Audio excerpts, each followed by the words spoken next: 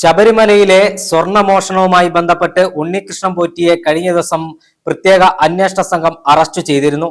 ഉണ്ണികൃഷ്ണൻ പോറ്റിയിൽ ഒതുങ്ങുന്നതല്ല ശബരിമലയിലെ സ്വർണമോഷണമെന്ന് പകൽ പോലെ വ്യക്തമായിരിക്കുകയാണ്.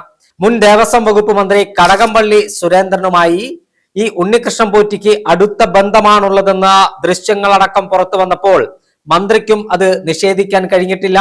മുൻ മന്ത്രിയായ കടകംപള്ളി സുരേന്ദ്രൻ പറഞ്ഞത് താൻ ഉണ്ണികൃഷ്ണൻ പോറ്റിയുമായി നിരവധി വേദികൾ പങ്കിട്ടിട്ടുണ്ടെന്നും ഉണ്ണികൃഷ്ണൻ പോറ്റി ഇത്രത്തോളം കള്ളനാണെന്ന് തനിക്കറിയില്ല എന്നായിരുന്നു കടകംപള്ളിയുടെ പ്രതികരണമായി പുറത്തു വന്നത്.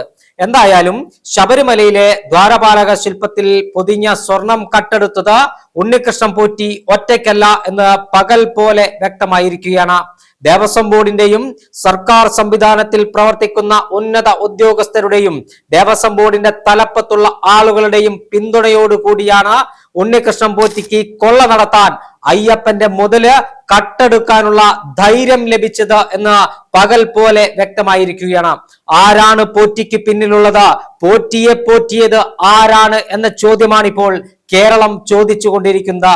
ശബരിമല സന്നിധാനത്തേക്ക് ഒരു അയ്യപ്പ വിശ്വാസി 41 ദിവസത്തെ പുണ്യവ്രതമെടുത്ത കല്ലും മുള്ളും നിറഞ്ഞ കാനനപാത താണ്ടി തന്റെ മനസ്സിന്റെ അകത്തളങ്ങളിൽ ഏറ്റവും അധികം ആരാധിക്കുന്ന അയ്യപ്പ ഭഗവാന്റെ മുന്നിൽ ചെന്ന് തന്റെ സങ്കടങ്ങളും സന്തോഷങ്ങളും എല്ലാം പറഞ്ഞ നെയ്ത്തേങ്ങ ഉടച്ച് അത് ആഴിയിലെറിഞ്ഞ മലയിറങ്ങി വരുന്ന അയ്യപ്പന്റെ ആ അയ്യപ്പ വിശ്വാസിയെ വഞ്ചിക്കുന്ന സമീപനമാണ് സംസ്ഥാന സർക്കാർ സ്വീകരിക്കുന്നത്. പ്രത്യേക അന്വേഷണ സംഘം ഉണ്ണികൃഷ്ണൻ പോറ്റിയെ മാത്രം അറസ്റ്റ് ചെയ്താൽ ഇതിന്റെ തെളിവുകൾ പുറത്തു വരില്ല.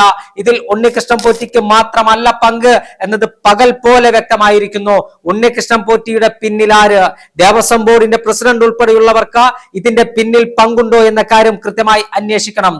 പത്മകുമാറിന്റെ മകൻ, മുൻ ദേവസ്വം ബോർഡ് പ്രസിഡന്റ്, CPIM-ന്റെ പത്തനംതിട്ട ജില്ലാ സെക്രട്ടേറിയറ്റ് അംഗം പത്മകുമാറിന്റെ മകന് യോഗദണ്ഡിന്റെ നവീകരണ പ്രവൃത്തി നടത്താൻ അയ്യപ്പൻ നിത്യനിദ്രയിൽ ആകുമ്പോൾ മാത്രം ഈ ശ്രീകോവിലിനുള്ളിൽ വെക്കുന്ന യോഗദണ്ഡ് എങ്ങനെ പത്മകുമാറിന്റെ മകന് അത് നന്നാക്കാൻ നൽകി എന്നതിനെ കുറിച്ച് അന്വേഷണം നടത്തണം. അതിൽ നിന്ന് എന്തെങ്കിലും മോഷണം പോയിട്ടുണ്ടോ എന്നതിനെ കുറിച്ച് അന്വേഷണം നടത്തണം.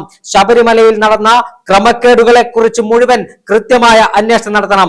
കഴിഞ്ഞ 10 വർഷക്കാലമായി പിണറായി വിജയൻ അധികാരത്തിൽ ഏറിയതിനു ശേഷം വാസു ദേവസ്വം ബോർഡിന്റെ പ്രസിഡന്റായി, പത്മകുമാർ ദേവസ്വം ബോർഡിന്റെ പ്രസിഡന്റായി, ഇപ്പോൾ PS പ്രശാന്ത് ദേവസ്വം ബോർഡിന്റെ പ്രസിഡന്റായിരിക്കുകയാണ്.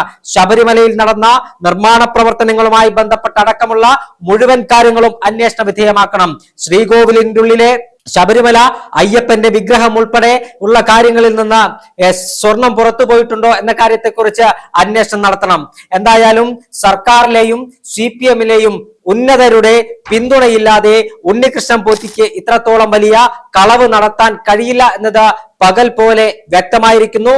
ഉണ്ണികൃഷ്ണൻ പോറ്റിയുടെ പിന്നിൽ ഒരുപാട് ആളുകളുണ്ട്, ഉദ്യോഗസ്ഥരുടെ കരങ്ങളുണ്ട്, പാർട്ടി നേതാക്കന്മാരുടെ കരങ്ങളുണ്ട്.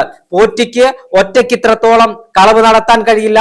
ഇനി അന്വേഷണം അപ്പോൾ സ്പെഷ്യൽ ഇൻവെസ്റ്റിഗേഷൻ ടീമിന്റെ പ്രത്യേക അന്വേഷണ സംഘത്തിന്റെ കയ്യിലാണ് ഇതിന്റെ അന്വേഷണ പുരോഗതിയുള്ളത്. അവർ CPM-ന്റെ ആജ്ഞാനുവർത്തികളായ ഉദ്യോഗസ്ഥരാണെങ്കിൽ ഇതിലെ കള്ളന്മാർ പുറത്തു വരില്ല എന്നതിൽ തർക്കമില്ല. ഇതിലെ മുഴുവൻ ആളുകളെയും പുറത്തു കൊണ്ടുവരണമെങ്കിൽ കളവ് നടത്താൻ നേതൃത്വം നൽകിയവർ കട്ട മുതൽ ആരുടെയൊക്കെ കൈകളിൽ എത്തിയിട്ടുണ്ട് എന്ന കാര്യമെല്ലാം പുറത്തു വരണമെങ്കിൽ കേന്ദ്ര ഏജൻസികൾ, അതായത് എൻഫോഴ്സ്മെന്റ് ഡയറക്ടറേറ്റ് ഉൾപ്പെടെയുള്ള അന്വേഷണ ഏജൻസികൾ ഇത് അന്വേഷിക്കണം. കോടിക്കണക്കിന് രൂപയുടെ സ്വർണ്ണ കുംഭകോണം ശബരിമലയിൽ മാത്രം നടത്താൻ നേതൃത്വം നൽകിയ ദേവസ്വം ബോർഡ് പ്രസിഡന്റുമാരായാലും ശരി, ഉദ്യോഗസ്ഥരായാലും ശരി, ഭരണകർത്താക്കളായാലും ശരി, ഇവരെയെല്ലാം കയ്യാമം വെച്ച് കൽത്തുറങ്കിൽ അടയ്ക്കാതെ കേരളത്തിലെ വിശ്വാസ സമൂഹത്തിന് വിശ്രമമുണ്ടായിരിക്കില്ല. അവർക്ക് പിന്തുണയുമായി കോൺഗ്രസ് ഉൾപ്പെടെയുള്ള പ്രതിപക്ഷ രാഷ്ട്രീയ പാർട്ടികളും തെരുവിലുണ്ടാകും.